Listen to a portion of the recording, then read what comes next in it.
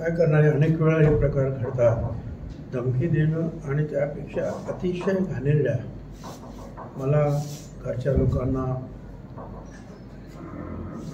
सगळ्या लहानपासून मोठ्यांपर्यंत सगळ्यांना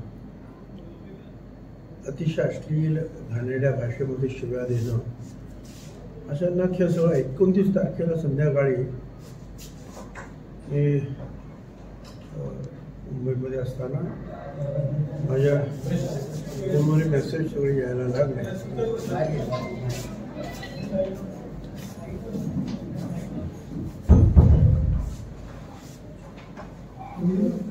मागच्या 29 तारखेला अचानक संध्याकाळी मेसेज एका पाठीमध्ये यायला लागले आणि अतिशय घाणेरडे. मी त्याची वाच्यता नाही करू शकत. अशा प्रकारच्या शिव्या ज्या आहेत त्यांनी मला याच्यात दिल्या आणि पुढे बघतोय नाशिकमध्ये तुला बघतो हे करतो आणि त्या घाणेरड्या आहेत परत शिव्या. तर मी काय कुणाला काय सांगितलं नाही, सरळ पोलीस कमिशनरला फॉरवर्ड केलं. मी बघा काय करायचं ते. तर मला आज कळलं की तो सदर्भ जे कोणते सद्ग्रस्त होते शिव्या देणारे त्यांना पकडून कोर्टाच्या समोर नेलं होतं आणि त्यांनी काहीतरी 1 दिवसाचा रिमांड, पोलीस रिमांड त्यांना दिलेलं आहे. एवढीच मला माहिती आहे. आगामी निवडणुका डोळ्यासमोर ठेवून सर्व प्रकार सुरू आहेत का असं वाटतं? मला शिव्या देण्याचे प्रकार जे आहे हे हल्लीच नाही, आता गेली काही महिने सातत्यानं सुरू आहे. मध्यंतरी थांबलं होतं, आता परत 29 तारखेला शिव्या प्रकार जे परत सुरू झाला. ठीक आहे, आता प्रत्येकाच्या हातामध्ये मोबाईल आहे आणि ज्याची जशी संस्कृती आहे, शिक्षण आहे, समज आहे, त्याप्रमाणे ते वागतात, बोलतात, घाणेरड्या शिव्या देतात. आता आपण जे आहे तर शोधणार कसं काय, हा कोण मनुष्य आहे, काय आहे. शेवटी पोलीस मदतीला येतात आणि त्यांना हे सांगितलं ते सगळं वाचून ते सुद्धा एवढं संतापले आणि त्याने ताबडतोब ॲक्शन घेतली. साहेब, मात्र गेल्या काही दिवसांमध्ये जवळपास 4थी-5वी वेळ आहे आपल्याला धमकी देण्याची. काही वाढीव सुरक्षेच्या संदर्भात आपण मागणी करणार आहात किंवा असं काही? नाही, आता वाढीव सुरक्षा वगैरे मी काही मागितलेली नाही आणि ठीक आहे. आता हे चालणार, आता आयुष्यभर ह्या सगळ्या गोष्टी मी बघत आलेलो आहे, ऐकत आलेलो आहे आणि सहनही करत आलेलो आहे. त्यामुळे आपण आपलं आपलं काम करायचं आणि अशा प्रकारचे जे काही घाणेरडे प्रकार असतील ते पोलिसांना कळवतो. आपल्या ड्रीम प्रोजेक्टपैकी एक असलेला शिवसृष्टीचं उद्घाटन होत आहे, अजितदादा येत आहेत. एकूणच काय नेमकी तयारी आहे, कशा पद्धतीचा कार्यक्रम? आता आपण पाहायला मिळेल तुम्हाला साधारणपणे 4 एकरमध्ये गेली 4-5 वर्ष पंचायत समितीची होती, परंतु आपण 17-18 एकरमध्ये जे एक संकुल प्रशासकीय बांधलेलं आहे त्याच्यामध्ये या सगळ्यांना जे आहे जागा दिली, नवीन इमारती दिल्या, वेगवेगळ्या इमारती दिल्या. त्यामुळे ती जागा मोकळी होती, त्याच्यामुळे झोपडपट्टी यायला सुरुवात झाली. मग कुठल्या जागेचा काहीतरी उपयोग चांगला झाला पाहिजे आणि आम्ही शोधत होतोच की आपल्याला छत्रपती शिवाजी महाराजांचा एक मोठा पुतळा उभा करायचा आहे. त्या अगोदर आपण सुरुवातीलाच तात्या टोपे 1857चे स्वातंत्र्य सेनानी, त्यांचं हे जन्मगाव येवला, त्यामुळे त्यांचा एक मोठा पुतळा आपण निर्माण केला, तोही ब्रॉन्झचा. नंतर आपण पाहिलं की मुक्तिभूमी, तिथे पण 30 कोटी रुपये खर्च करून बाबासाहेब आंबेडकर यांचा पुतळा आणि भगवान गौतम बुद्ध यांचा 22 फुटी मूर्ती, स्तूप, विपश्यना केंद्र, वेगवेगळे क्लासरूम्स, ॲम्फी थिएटर्स असा मोठा कार्यक्रम तिथे आपण अंमलात आणलेला आहे आणि वेळोवेळी त्याचं आपण उद्घाटन केलेलं आहे. इथे जे आहे गणपती विसर्जनासाठी मागे पूर्वी मी यायच्या अगोदर गावामध्ये एका विहिरीमध्ये सगळे गणपती बुडवले जायचे आणि ते सगळं त्यांचे जे फुलं वगैरे निर्माल्य टाकायचे. दरवर्षी ते साफ करायचं. एक वर्ष ते साफ करत असताना 4 लोक जास्त मरण पावले आणि मी म्हटलं हा काय प्रकार आहे. एक तर अरुंद गल्लीमध्ये एक तिथे सगळी गर्दी आणि मग तिथे आपण एक घाट बांधला आणि त्या घाटाला अहिल्याबाई होळकरांचं नाव दिलं. अहिल्याबाई होळकरांचा पुतळा निर्माण केला. बाजूला महात्मा ज्योतिराव फुले, सावित्रीबाई फुले यांचे पण अर्धपुतळे आपण निर्माण करून तिथे एक थिएटर बांधलं. त्याचं पण आता दुरुस्ती सुरू आहे. तसे बाकीचे पण खूप कामं झाली, परंतु महाराजांचा पुतळा जो आहे अर्धपुतळा गावामध्ये आतमध्ये आहे. पण मनामध्ये होतं की एक मोठी शिवसृष्टी आपण निर्माण केली पाहिजे. 4 एकर जागा मिळाल्या आहेत आणि मग ती जागा ताब्यात घेणं, प्लान्स वगैरे म्हणून अमुक ते सरकारी माहिती आहे कसं असतं. या सगळ्या गोष्टी पूर्ण करत आपण बरंचसं काम केलेलं आहे. जवळजवळ 100 कारागीर जे आहेत हे गेली 6-7 महिने राजस्थानमध्ये काम करत होते. त्याने ते सगळं तिथला जो आहे स्टोन आणि परत वेगवेगळ्या प्रकारचे जे दगड आहेत त्याच्यावर कार्विंग वगैरे सगळं करून ते सगळं आणलं. इथले काही 100 लोक काम करत आहेत आणि पांचाळ आणि त्यांनी जे आहे छत्रपतींचा पुतळासुद्धा चांगला बनवला. त्याचीसुद्धा आपण मिरवणूक काढली आणि मग तो पुतळा तिथे बसवला. पुतळा बसेपर्यंत आपण इतर काम करता पण येत नव्हतं, कारण त्या पुतळ्याच्या समोर जे आहे खाली अनेक आपल्याला फाउंटन्स आणि काही गोष्टी निर्माण करायच्या आहेत. पुतळ्याचा ट्रक आतमध्ये जाणार, परत इथे क्रेन आतमध्ये जाणार. त्यामुळे जे आहे ते काम काय आपल्याला करता आलेलं नाही आणि म्हणून पुतळा अगोदर ठेवून दिला आपण. परत एकूण बरेचसे काम जे झालेलं आहे त्याच्यामध्ये बुरुज आहे. त्याच्यामध्ये छत्रपती मध्ये असे विराजमान आहेत आणि असे दोन्ही बाजूने जे आहेत त्यांचे सेनापती आणि त्या सेनापतींचं शौर्य त्याची माहिती देण्यात आलेली आहे.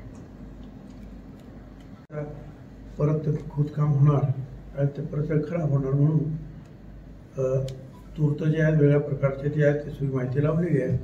परंतु ते सुद्धा जे आहे आपण ग्रेनाइटवर कोरून ते संपूर्ण त्याचे चित्र वगैरेचं वेगवेगळ्या प्रकारे जन्म करतो आहोत. बुरुज आहे तिथे ऑडिओ व्हिडिओ जे आहे ते दाखवण्याची व्यवस्था केली आहे.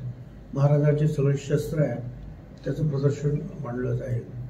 मोठे बुरुज आहेत, बाहेर भव्य अशा रीतीचं जे आहे दरवाजे आहेत. ते एकूण जे आहे एक दरबाराचं स्वरूप छत्रपतींच्या तिथं आपल्याला पाहायला मिळेल. आणि महत्त्वाचं म्हणजे की नुसतं पुतळा आहे त्याला आपण दर्शन घेतो ते घ्यायलाच पाहिजे. परंतु महाराज जे यशस्वी झाले त्यांना जीवाला जीव देणारे जे त्यांचे साथीदार होते, हिंदू होते, मुसलमान होते, दलित समाजाचे होते, वेगवेगळ्या समाजाचे सगळे त्यांचे सेनापती होते. सिद्धिलाल असेल किंवा इब्राहिम खान असेल किंवा रायबा महाल असेल, बाजीप्रभू देशपांडे असेल, तानाजी मालुसरे असेल, बहिर्जी नाईक असेल, हजारी नाईक, अशा अनेक आहेत. त्यांचं ते सगळी माहिती म्हणजे कुणाही माणसाला त्याला शिवछत्रपती म्हणजे कसे होते, काय होते हे सगळं आतमध्ये गेल्यानंतर साधारणपणे तासभर तरी लागेल हे सगळं पाहायला. अशी शिवसृष्टी निर्माण केलेली आहे. थोडंसं कमावून शिल्लक आहे. तर त्याचं आज जे आहे आपण पुतळा अनेक दिवस तर ठेवू शकत नाही. त्याचं आपण जे अनावरण करतो आहे अजितदादा पवार आणि सगळी मंडळी. साहेब कुणाल दराडे यांनी आज जयंत पाटीलची भेट घेतली आणि त्याच्यामुळे चर्चा अशी आहे की तुतारीकडून कुणाल दराडेंना म्हणजे एवढ्यातून निवडणूक लढू शकतील. काही या संदर्भातली माहिती आहे का? असं आहे ना, समोरच्या महाविकास आघाडीमध्ये काय चाललं याची माहिती मला कशी असणार. म्हणजे जी माहिती आहे, ज्या ग्रस्तांचे आपण नाव घेतलं ते शिवसेना उद्धवजी ठाकरे गटामधले आहे आणि जयंत पाटील अध्यक्ष आहेत ते पवारसाहेबांच्या NCP गटाचे आहेत. त्यामुळे नक्की ते काय करत आहेत मला काय कल्पना नाही. परंतु जे महायुतीचे आमदार किशोर दराडे जे शिंदे गटाचे आहेत आत्ताच निवडून आले ते पण जयंत पाटलांच्या भेटीसाठी गेले ते कुणाल दराडेंबरोबर. म्हणजे शिंदे गटाचे आमदार बरोबर ना, तेच मुख्यमंत्री एकनाथराव शिंदेबरोबर सातत्यानं तिथे राहायचं, फंड्स आणायचे. मी तुमचा त्याचा दाखवायचा. एक भाऊ इकडे आहे, एक भाऊ जो आहे शिवसेना उद्धवजी ठाकरे यांच्या बरोबर आहे. दोन्ही बाजूने जे आहे जो येईल सत्तेवर त्याच्याकडून जे आपली कामं करून घ्यायची आणि मग काय कामं करतात ते त्यांना येवल्याच्या जनतेला माहिती आहे. परंतु जो कोणी उभा राहील त्याचं अगदी मनापासून स्वागत करतो. साहेब, गेल्या मागच्या 4 टर्मला मराठा उमेदवार आपल्या समोर होते. यावेळेस कुणाल दराडेंच्या माध्यमातून OBC उमेदवार देण्याचा प्रयत्न होतोय. मला काही माहित नाही. प्रत्येकाला लोकशाहीमध्ये निवडणुकीला उभं राहायचं त्यांना अधिकार आहे आणि मला काय काही हरकत नाही. उद्धवजी ठाकरे यांचा एक उमेदवार असावा, पवारसाहेबांचा एखादा उमेदवार असावा, काँग्रेसचा आणखी काय 4-5 उमेदवार उभे राहिले तरी चालते. 2 वेळेस त्यांनी जरांगेंची पण भेट घेतली. हां, ते आता मराठवाड्यातील जरांगेचे सुद्धा हे किशोर दराडे काय किंवा हे दराडे काय, आता ज्याचं नाव आपण कुणाल दराडे काय, आता त्यांना सुद्धा ते भेटतात. काय एकीकडे OBC लीडर म्हणायचं, दुसरीकडे तिथे जाऊन भेटायचं. तर ठीक आहे, प्रत्येकाचं आपलं राजकारणाची एक तरा आहे. सर, नांदगाव विधानसभा मतदारसंघातनं समीर भाऊंच्या नावाची चर्चा सुरू आहे आणि तशा पद्धतीची मागणी तिथनं होते. कसं बघता याकडे?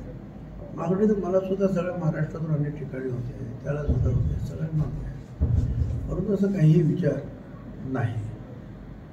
एवढंच आहे की वेगवेगळे सण असतात, वेगवेगळे कार्यक्रम असतात.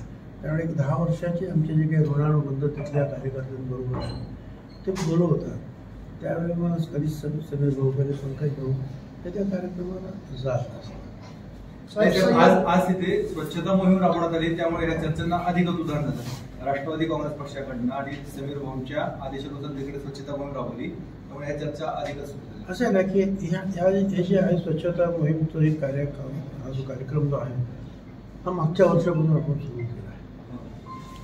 कारण येवल्यामध्ये सुद्धा जे आहे, जे ओपन गटर आहे त्याच्यामुळे सगळे ते लोक कचरा टाकत असतात, ते गटर जाम होत आहेत.